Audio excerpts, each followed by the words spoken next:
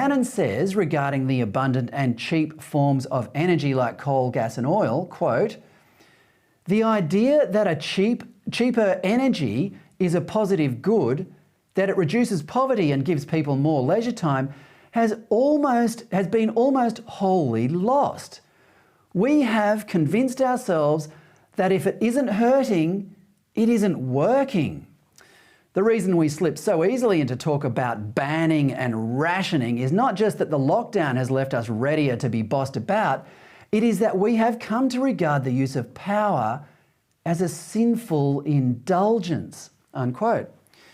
Try to remember that line next time you see Adam Bant or any of the other hectoring harridans of the Green or Teal parties accuse resource companies of greed for providing you with cheap fuel to run your car or operate your business.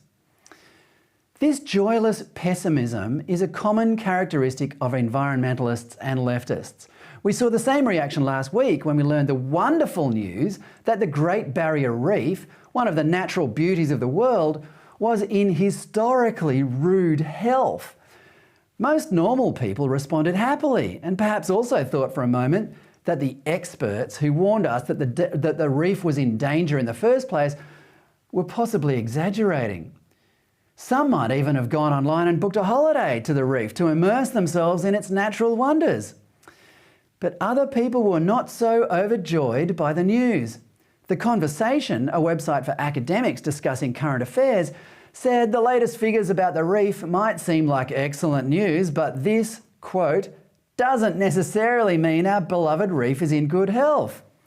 It went on, quote, "High coral cover can be deceptive because they can result from only a few dominant species that grow rapidly after disturbance, such as mass bleaching.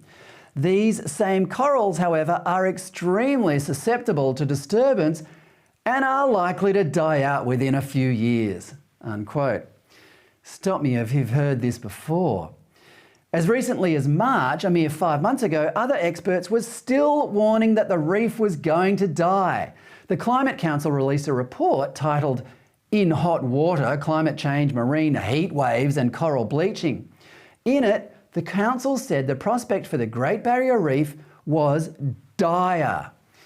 Modelling in January predicted a, quote, "build-up of heat stress with the potential for mass bleaching," unquote. This catastrophe was averted by February and March being cloudier than usual, but in the environmentalist world, every silver lining has a cloud. The report went on, quote, "A severe extreme heat wave across North Queensland in early March reignited concern. Waters offshore from Townsville were up to 3 degrees Celsius above average, and low to moderate coral bleaching was recorded across multiple areas of the Great Barrier Reef," unquote. The only way for our marine ecosystems to survive, the report said, is for Australia to cut its emissions this decade, not by 43% as Albo later promised, but by 75%.